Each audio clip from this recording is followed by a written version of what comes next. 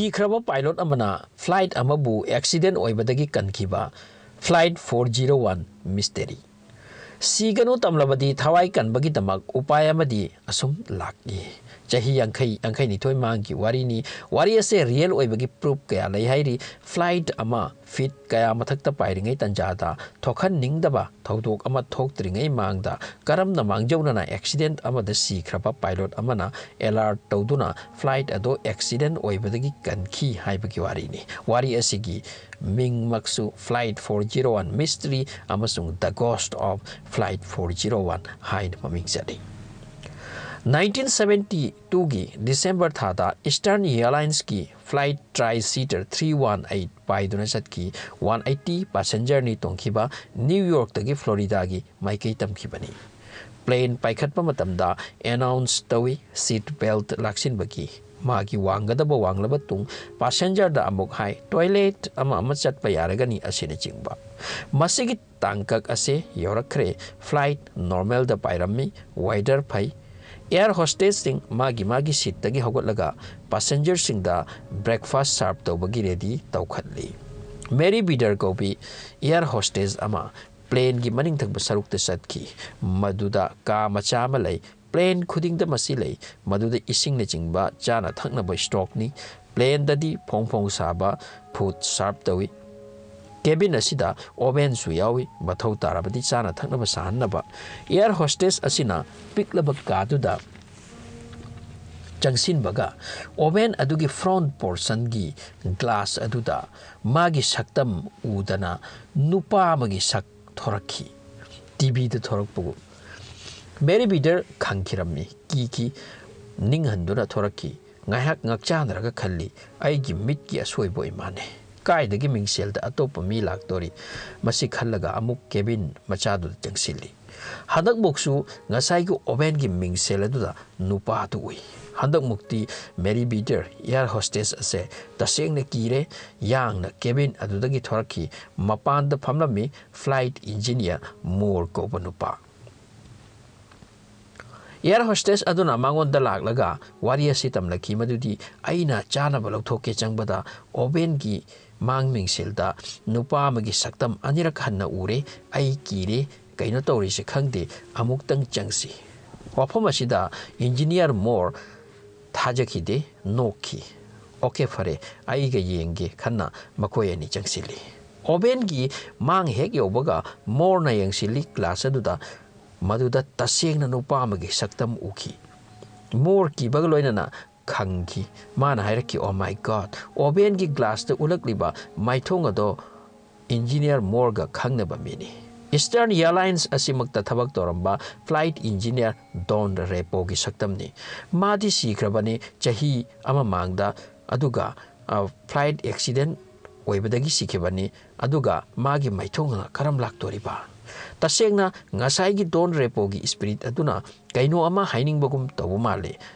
engineer morna akiba langthoklaga kari haining libano haibado tagena oven du de yangsilli Don Repo hanagi engineer oiramba asina hairakhi alert layu jetta mai horaklagani madudagi mi adugi mamido mangkhirammi air hostess amadi engineer more ki kirami asum tawringai changak naringai flight landing gi matamoiduna magi thungphamda thungkhre passenger khuding kumthakre wafam ase engineer morna ground staff ta tamle mayam thajate noknarammi si kiba migi maithongbu oven da ui kaina linari sibo kain next session paibagi damak plane ase inspection torakpa tanjada khanglure flight ki engine da problem khara uba phangle ground staff na further inspection mathau tani khanbadagi maduda tonglaga chatkadaba passenger sing atopa plane amada shift toraga chathankhre flight delay oibadi yadabanina flight asibu inspection khara tawre engine da khara problem lay haibadi khangle major problem karino khangbagi damak passenger tong dabada amuktang pairaga check toraga yengsi haiduna pilot amaga engineer amaga yauna pahalle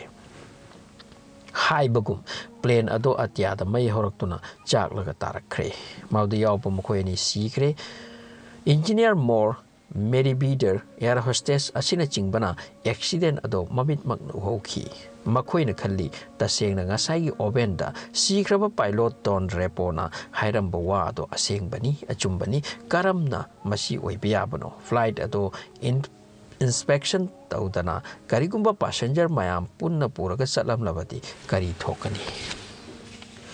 masigi matungda wari ase mayam da sindokre paper da out oirakre madudi Don Repo koba engineer amana paranormal mong da oven da thoraktuna alert tawrambadagi mi kayagi thawai kankre haina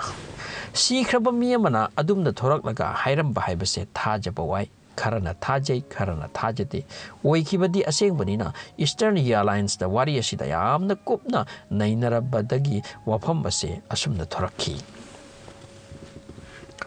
Thodok asigi chahi amamangda haibadi 29 December 1971 da Eastern Airlines ki flight 401 163 passenger ga konana New York tagi Miami da pairakhi landing toramdai da landing gear thorakadabado thorakhidi flight makha yoraklaga landing gear haibadi mangi wheel chaka thoraktrabadi kari oibatai flight ado crash oiki mi khaibok ama siki khaibok ama hingauki sikhiba singi manungda ngasai gi flight 318 ki oven da thorakiba bhut Don Repo asisu sikhirame mak engineer ni flight da Don Repo se engineer ni aduga ngasai gi engineer more asiga khangnabani marup ni job tawminabani staff harsiare masida amuk mayamna yamna kupna khanrabatung khanglaki 401 flight asi accident oikrabasu flight adugi sijinna baya aba part khara flight 318 te sijinna kibajatni especially ngasai gi chana thakna ba oven ka leiba ka macha sida yawba pot ayamba flight 401 gini hairi expert singna wafam asibu yamna kanna study tauki air hostess amadi engineer amana sikhraba pilot amagi saktam thoraktuna alert toram kiba amasung magi alert adusu achumbo oina thokiba asigumbo wasi hana sutakidri aduga tasengna makti oikibani mayamna wafam ase tungda thajanraki kaikhraba plane aduda yawkiba engineer Don Repo gi saktam loraga mi kyagi punsi kanbiram kibani maramasina thodok asibu the cost of flight 401 haina record tawduna lai loinana angak puari ase inter prithibida linaki Don Repo gi saktam lokibado Don Repo makti oyade masi jin natraga angel oigani makhoina engineer asigi saktam lobani aduga achaubu wathok oigedabadagi kalambani video asi loisanjare channel asida anova abdi subscribe option bio